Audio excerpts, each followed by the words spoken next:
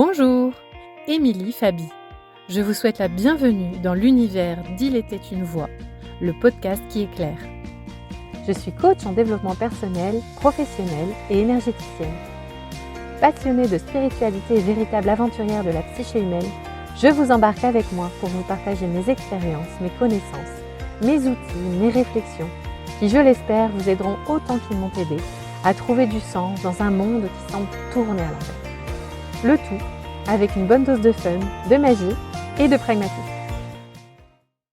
Bonjour à tous et nous voici arrivés au 8e épisode de Il était une voix, le podcast qui éclaire. Je suis trop contente de vous retrouver. Ça fait un petit moment, il y a eu les vacances, le boulot, tout ça. Voilà, je me suis un petit peu perdue dans la gestion du temps. Et aujourd'hui, je reviens avec un épisode où on va déjà ouvrir grand ses chakras pour parler de soins énergétiques, de thérapie énergétique, d'énergétique au global, pour essayer de voir mais de quoi on parle au juste. Parce que c'est vrai qu'il y a beaucoup de disciplines différentes, on peut s'y perdre, on parle de chamanisme, il y en a qui font du reiki, du laoshi, il y en a d'autres, ça va être des soins quantiques, moi j'utilise un soin, en fait c'est un peu un protocole personnalisé forcément, mais ça va être un mélange de plusieurs choses, mais on parle de rayons sacrés, et de termes déjà qui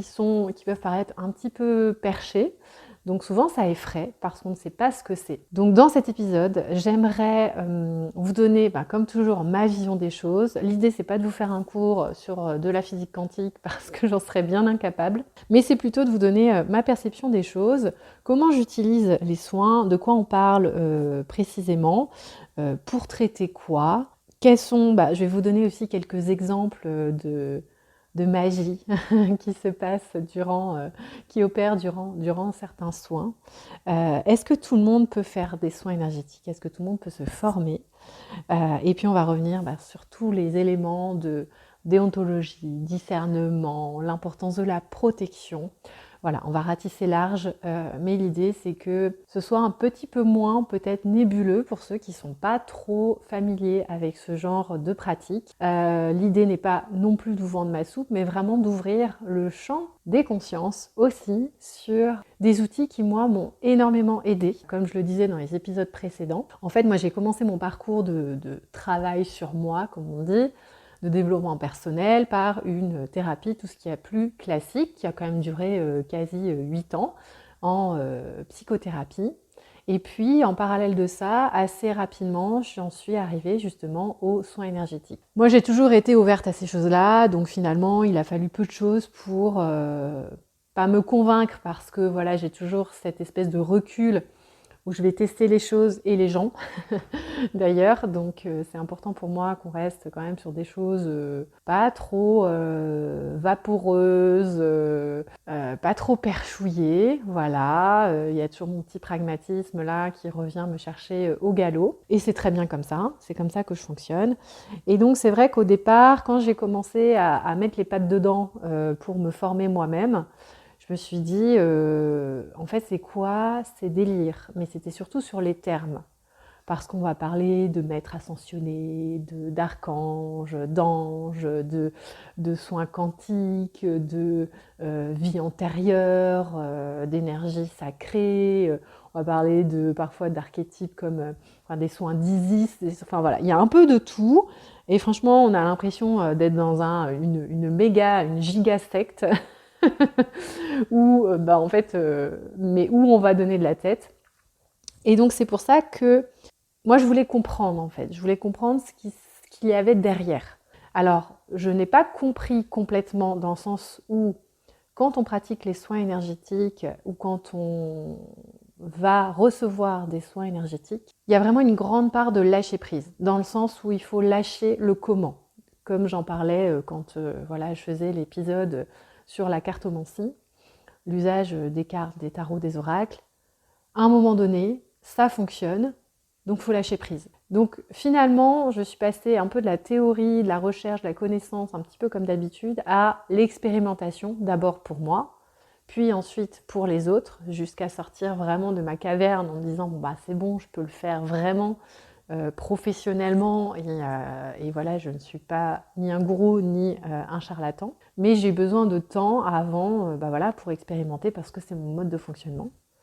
Et donc les premiers freins que moi j'ai perçus, en tout cas pour moi, c'était vraiment des blocages sémantiques, c'est-à-dire que c'était les termes qui me dérangeaient. Parce que notamment, voilà, quand on parle de protection énergétique, on va parler de prière, on va parler de Dieu, on va parler d'anges, on va parler d'archanges, Et ça, moi, ça me dérangeait fortement puisque je n'aime pas l'aspect dogmatique des religions, quelles qu'elles soient d'ailleurs. Et je n'arrive pas à m'associer à une religion en particulier puisque pour moi, il y a un grand tout, l'univers, je ne sais pas comment on peut l'appeler, le tout, Dieu, mais Dieu qui englobe tous les dieux possibles et imaginables. Et qu'ensuite il y a d'autres, en fait une énergie plus grande, des énergies plus grandes que nous, ou en tout cas qui agissent sur différents plans. Donc déjà il faut être ouvert à se dire, mais ça je trouve que c'est une belle leçon d'humilité d'ailleurs, de s'ouvrir au fait de se dire mais c'est pas parce qu'on ne voit pas les choses et qu'on ne peut pas les toucher qu'elles n'existent pas. Voilà, l'autre jour je voyais une espèce de petite vidéo qui venait faire un focus, dézoomer depuis la Terre et aller vraiment visiter la galaxie. C'était immense et on est tout petit, tout perdu, là, la petite planète bleue, au milieu de milliards d'autres planètes. Et je me suis dit, mais en fait, qui sommes-nous pour penser qu'on est tout seul, ou en tout cas qu'il n'y a rien d'autre qui fait tenir tout ça ensemble. Donc qu'on appelle ça Dieu, qu'on appelle ça l'univers, qu'on appelle ça une énergie, peu importe, en fait ce sont des termes. Et en fait le mental fonctionne comme ça. On a besoin de supports visuels, de supports sémantiques pour rendre les choses concrètes. Donc c'est comme ça que moi je l'envisage. Par exemple, durant mes soins, j'ai beaucoup de visualisations, pour pas dire vision, perception, qui vont parler à la personne que j'accompagne en général.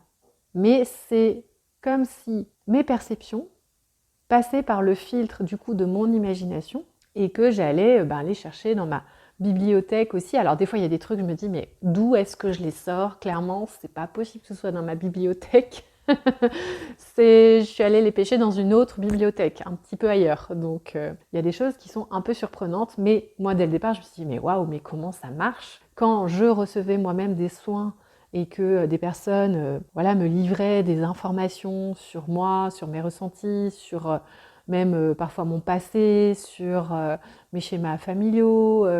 Alors voilà, quand on va aller pêcher quand on parlait de vie antérieure et tout ça, c'est quand même ultra invérifiable, donc je remettais rapidement en question, et même maintenant, quand j'ai l'impression d'avoir des infos qui pourraient être du ressort des vies antérieures, déjà il faut être ouvert au cycle, à l'option cycle de réincarnation. Donc voilà, il y a des gens pour lesquels effectivement on est là une fois, et puis avant il n'y a rien, après il n'y a rien, et puis basta. Et peut-être, clairement, c'est vrai qu'il y a quand même une dose de croyance dans tout ça, et je pense qu'on saura plus tard, ou pas, quand on sera mort. Mais en tout cas, il y a des choses qui résonnent fortement, et qui résonnaient fortement pour moi. Et ça m'a vraiment aidé à passer de gros paliers, en plus du travail un peu plus mental, on va dire, dans mon développement, dans mon avancée, dans le déblocage de certains mots plutôt émotionnels, on va dire, mais qui étaient très très très enfouis. Et donc c'est comme ça que j'ai décidé de me former aux soins énergétiques. Donc moi ça fait longtemps, ça va faire quasi 10 ans. Je les ai utilisés beaucoup pour moi en auto-soins, parce qu'on peut se faire des auto-soins, et puis ensuite pour mon entourage, et puis j'ai élargi petit à petit jusqu'à en faire l'intégrer dans ma pratique professionnelle. Donc en fait, ce qu'il faut comprendre, ce qui est important de comprendre quand on parle de soins énergétiques, c'est que on est dans le domaine de la physique quantique finalement. Alors, je ne suis pas docteur S physique quantique, n'est-ce pas? Je suis passionnée par le sujet, je me documente beaucoup sur le sujet, c'est très complexe, il y a encore beaucoup d'inconnus, mais en tout cas, s'il y a bien une chose à retenir, c'est que l'énergie, tout est énergie, et que les notions de temps et d'espace sont complètement relatives quand on parle du domaine énergétique. Donc un soin énergétique, on me demande souvent, mais est-ce que c'est à distance ou est-ce que c'est en présentiel? Est-ce que c'est les deux? Mais comment ça marche à distance? Oui, ça marche à distance. Quand on voit que voilà, il peut y avoir des cellules miroirs qui présentent les mêmes propriétés alors qu'elles sont séparées géographiquement, et ça c'est vraiment des études qui ont été menées, enfin des expériences qui ont été menées, on peut se dire que clairement, il y a quand même des choses qui se passent. Donc d'un point de vue scientifique, oui, ça c'est prouvé. Et donc, sachant qu'en plus, alors là, il n'y a pas longtemps, j'entendais en fait que l'eau était très porteuse justement d'informations, et que vu qu'on était fortement chargé en eau, voilà, du coup, il y avait aussi cette résonance qui pouvait y avoir aussi entre nos cellules à nous. Donc ça fonctionne effectivement à distance, et ça c'est l'aspect un petit peu magique, mais voire carrément magique, mais les effets sont les mêmes. Alors c'est vrai que quand je reçois les personnes en présentiel et que du coup je les touche, enfin je mets mes mains sur les épaules, enfin voilà, je les touche, attention, hein, pas d'attouchement.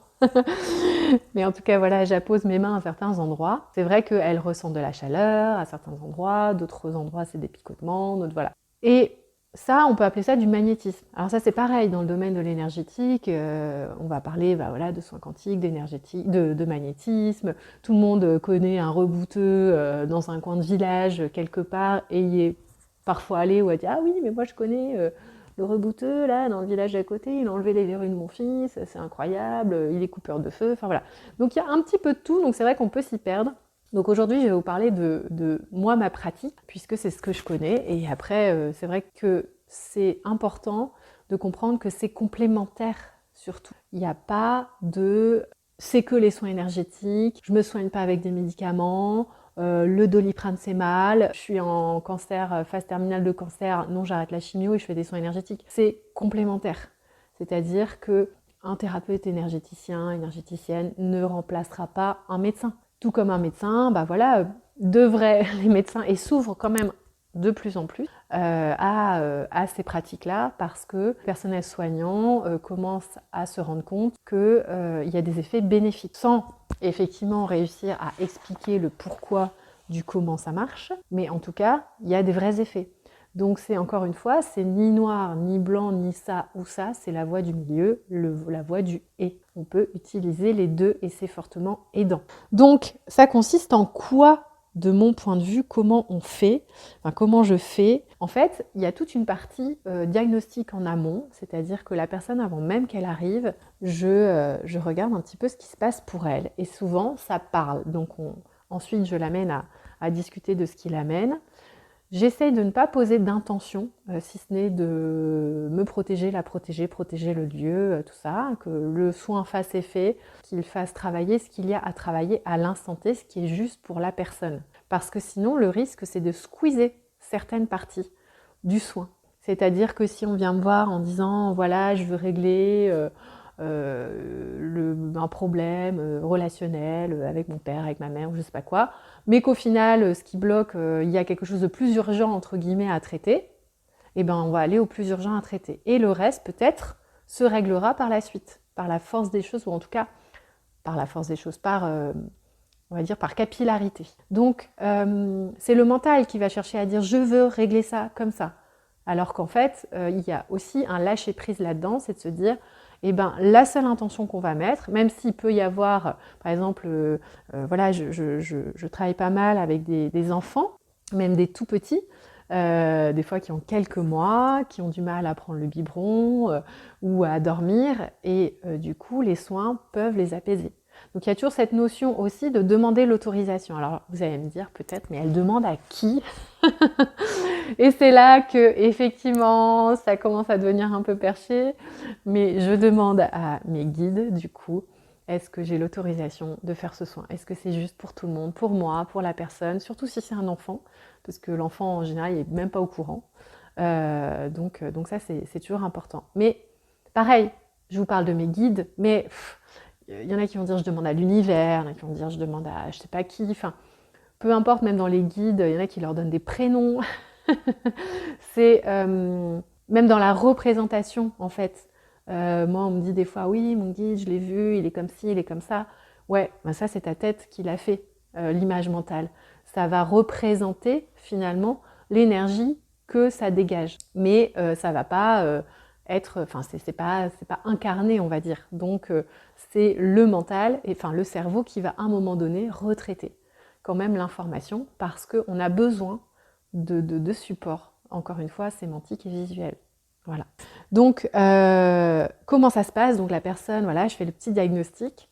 Et ensuite, voilà, une fois que j'ai mon diagnostic, j'ai ma marche à suivre, je fais ma petite tambouille.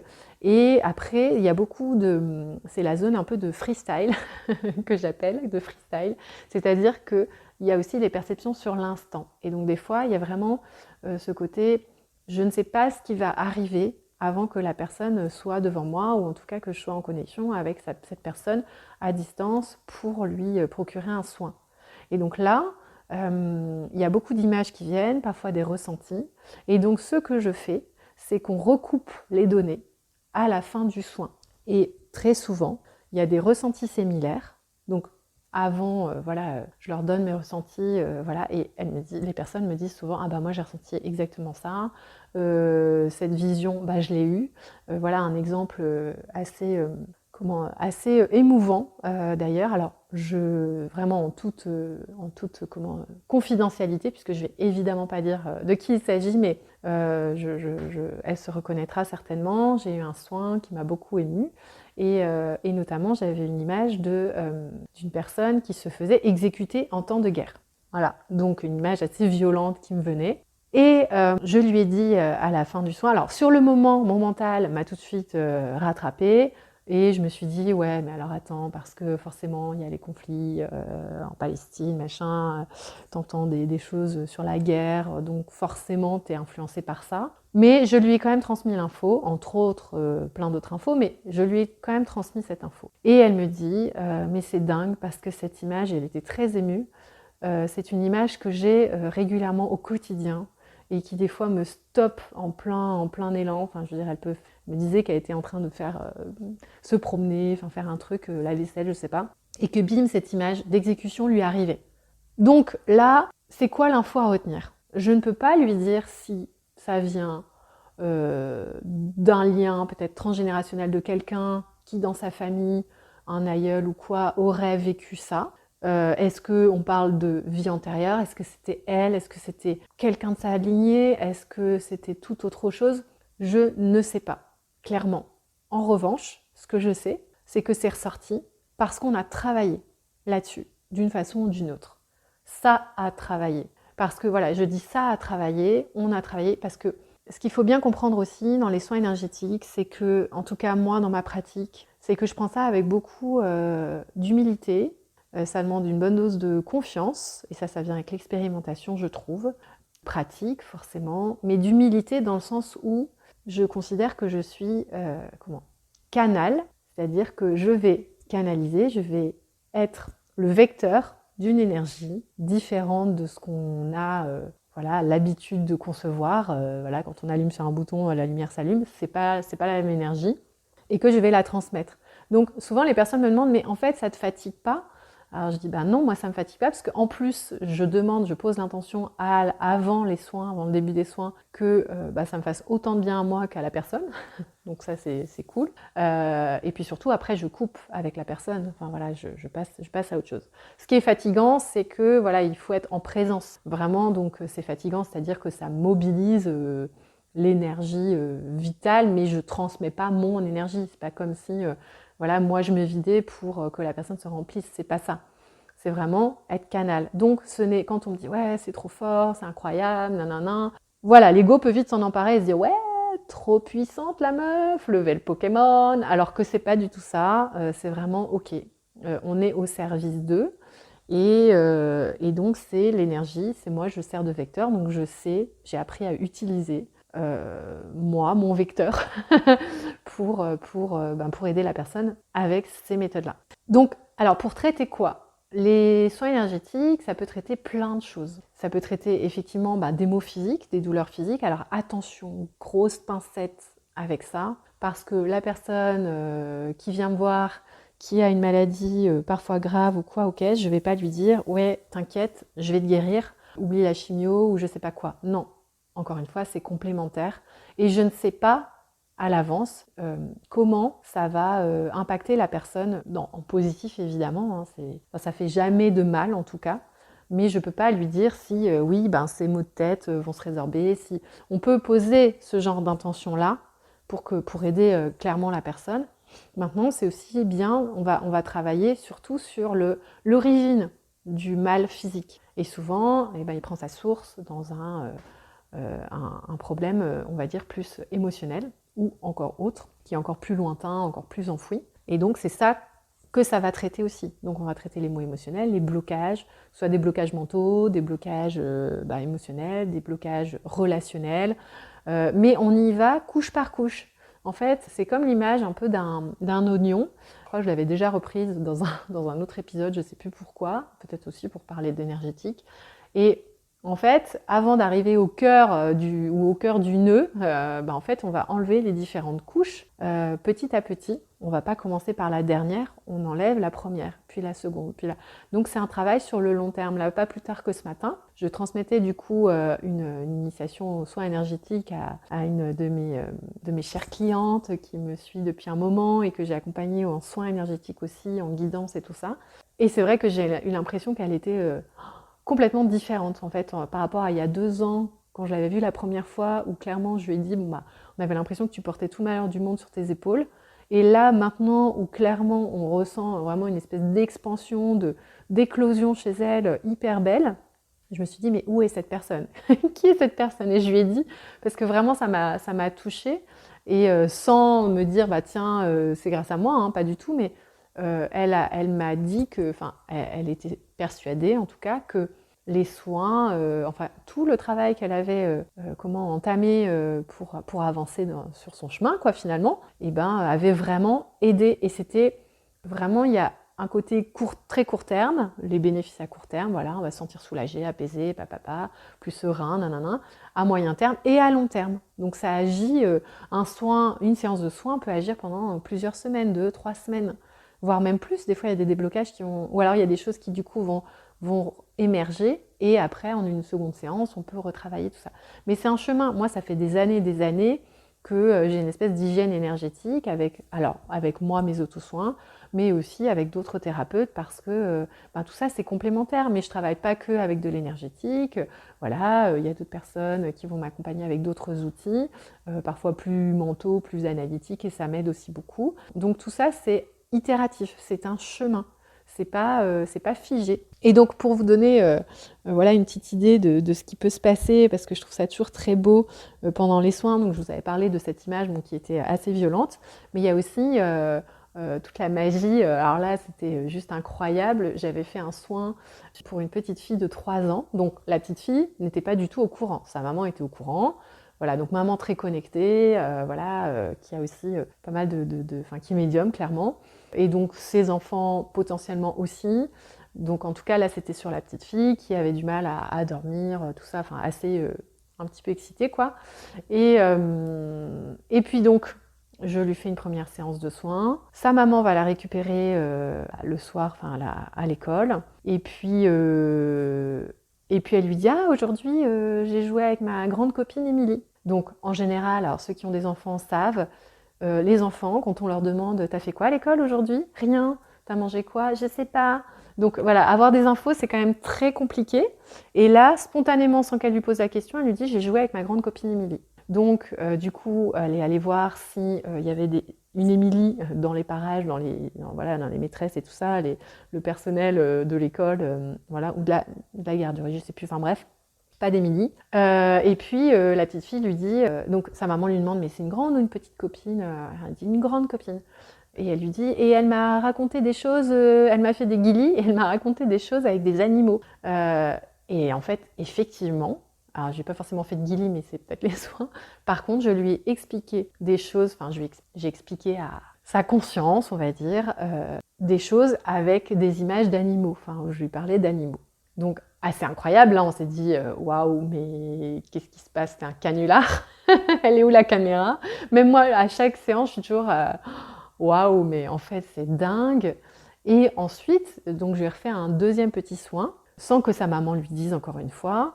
Et je ne l'ai pas forcément dit à la maman le jour où je lui ai fait. Et donc, pareil, elle me dit écoute, donc je lui ai envoyé un message en disant ça y est, j'ai fait le soin à ta petite et tout ça. Rebelote le jour même, alors que ça faisait quelques jours que j'avais plus rien fait et qu'elle n'avait pas parlé de moi. Ce jour-là, elle dit ah, j'ai rejoué avec ma grande copine Émilie, voilà. Donc déjà, je suis hyper contente parce que je suis sa grande copine, voilà. Mais on a trouvé ça juste incroyable. Donc ça, c'est vraiment pour démontrer l'aspect connexion, on va dire. Mais après, il y a plein de choses qui se passent, assez magiques, des sensations, tout ça, enfin dans les deux sens. Et c'est vraiment souvent très beau et assez émouvant, parfois remuant. Mais en tout cas, ça fait jamais de mal par là où ça passe. Donc c'est tout bénef, tout bénef. Alors, est-ce que tout le monde peut faire des soins? Ça, c'est une question qu'on me pose assez régulièrement. Moi, j'aurais tendance à dire que oui, sachant que voilà, c'est important d'avoir un cadre, de savoir ce qu'on fait quand même un minimum, d'être formé un minimum, en tout cas d'avoir une pratique expérimentale, on va dire, de ne pas faire n'importe quoi. Je pense qu'il y a des gens qui sont ouverts à ça naturellement, pour lesquels ben, ça va être le chemin, une voie possible, et il y en a d'autres, ben, en fait, c'est pas leur truc et c'est ok, elles sont pas là pour ça. Mais je pense qu'il y a quand même, je sais pas s'il y a une notion de, ouais, il n'y a pas d'élu, quoi, entre guillemets, il n'y a pas enfin, faut pas tomber dans l'ego spirituel à se dire, ouais, voilà, moi je suis une guérisseuse hyper puissante, machin. Non, bon, voilà, c'est juste que moi, c'était mon intérêt, c'est quelque chose qui me passionne, c'est quelque chose que j'avais envie de creuser. J'ai effectivement des prédispositions que d'autres personnes n'ont pas de la même façon, ou pas encore, ou peut-être, voilà, pas développées, mais qui pourraient se développer. Donc je pense que tout est possible sur ce terrain-là, clairement. Donc oui, il n'y a pas cette notion d'élu, il y a des prédispositions, il y a des gens qui vont s'y ouvrir, il y en a d'autres non, parce que c'est pas leur chemin, et voilà, tout simplement, basta. Enfin, en tout cas, moi, c'est mon point de vue. Et ce qui est important aussi, vraiment, je précise encore une fois, c'est, enfin en tout cas, moi, c'est important pour moi dans ma pratique, c'est d'appliquer une grande déontologie. Alors déjà, effectivement, la notion de confidentialité, la notion de on va pas pousser dans les limites. Il y a des choses, moi, des fois, des infos qui me viennent, qui sont assez dures, violentes. Et des fois, je sens que j'ai l'info pour savoir quoi traiter, où traiter, comment traiter. Par contre, je ne vais pas creuser avec la personne ce sujet-là d'un point de vue verbal parce qu'elle ne l'accueillerait pas correctement. Parce qu'à côté de ça, je ne suis pas psy. Donc je sais, alors j'ai une posture, voilà, je suis coach, j'ai quand même accompagné pas mal de gens et tout ça. Donc je sais comment amener, je pense, les choses. Maintenant, il y a des choses qui sont beaucoup trop lourdes et je sais que j'ai l'info pour moi et pas pour l'autre. Donc des fois je le dis, des fois je le dis pas. Mais ça, je trouve que dans le monde, même de la spiritualité au global, quels que soient les outils, des fois il y a des trucs, mais on se dit, mais il y a des personnes qui s'improvisent, enfin qui balancent des choses en ne sachant pas quel est le niveau de vulnérabilité et d'accueil de la personne qui sera en face. Et ça, je trouve ça hyper dangereux. Donc, pincette avec ça, attention, voilà, on ne fait pas de raccourcis, on mixe pas on s'improvise pas thérapeute alors qu'on l'est pas. Voilà, c'est vraiment pincette. Ensuite, l'importance du discernement, de pas tomber dans le truc. Voilà, moi je précise toujours quand on me demande mais comment ça marche et tout ça, ben je précise toujours parce que je vous ai précisé pendant 30 minutes que les termes, tout ça, faut pas s'enfermer dedans. Que c'est juste, voilà, il y a quelque chose de plus grand, c'est comment on l'utilise à bon escient et surtout comment on garde son pouvoir. C'est-à-dire que moi, je ne prends pas la responsabilité de guérir la personne. Tout comme la personne, je ne veux pas qu'elle pense qu'elle me prenne comme une béquille ou comme voilà, un gourou qui va la guérir de tous ses maux. Non, c'est pas ça le but. Enfin, c'est chacun sa responsabilité, chacun garde son pouvoir. Et ça, c'est hyper important. Et aussi la protection. Alors ça, pour le coup, ça c'était quelque chose de très intime. Et puis on est venu me chercher là-dessus parce que bon, j'en ferai peut-être un épisode quand je serai prête. Parce que la protection énergétique, c'est quand même un truc, parce qu'on va dans un monde qu'on ne voit pas forcément, où il y a des trucs vraiment cool et des trucs vraiment pas cool, que j'ai testés, dont j'ai eu des preuves, et qui sont pas très funky, et qui, voilà, qui m'ont fait me dire, mais en fait, Charmed, c'est pas qu'une série, quoi. Donc voilà, donc ça, l'aspect protection, on bricole pas, ça a été vraiment, vraiment quelque chose de très important pour moi, et ça continue à l'être. Là où je trouve qu'il y a quand même pas mal de bricolage dans ce domaine-là, donc attention à ça. Et d'ailleurs, on est même venu me chercher pour dispenser une initiation sur tous les aspects de protection et tout ça, et je trouve ça très, très chouette. Mais encore une fois, ce sont les termes qui sont parfois un peu spéciaux, parce qu'on parle de prière et tout ça, bon voilà. Donc c'est qu'est-ce qu'on met dans les termes, encore une fois, c'est beaucoup l'intention qui est très forte en fait, qui est primordiale même, sans penser à la pensée positive, au secret, tout ça, machin. C'est pas ça, mais c'est la force de l'intention, c'est vraiment un point hyper important. Voilà ce que je pouvais vous dire. J'ai fait un long épisode, mais le sujet me passionne. J'espère que ça vous parlera. Pour les personnes qui ne sont pas du tout branchées sur le sujet, j'espère que ça ne vous fera pas fuir et que ça permettra d'ouvrir une petite porte quand même. Parce que franchement, c'est quand même vraiment, vraiment aidant comme type d'approche. Gardez toujours votre discernement. Si vous avez des questions, n'hésitez pas. Si je peux y répondre, je serai ravie de le faire. J'espère avoir fait le tour. Alors non, j'ai pas fait le tour, ça c'est certain. Mais j'espère que ça vous a éclairé sur le sujet, que ça vous a donné envie peut-être d'en savoir plus, pour celles et ceux qui sont déjà familiers, que ça a résonné en vous. Et voilà, je reste à dispo pour vous accompagner, pour répondre à vos questions, pour vous donner des petits ou gros coups de pouce si besoin. Vous savez où me trouver. Voilà, je vous dis à très bientôt, prenez soin de vous et au prochain épisode.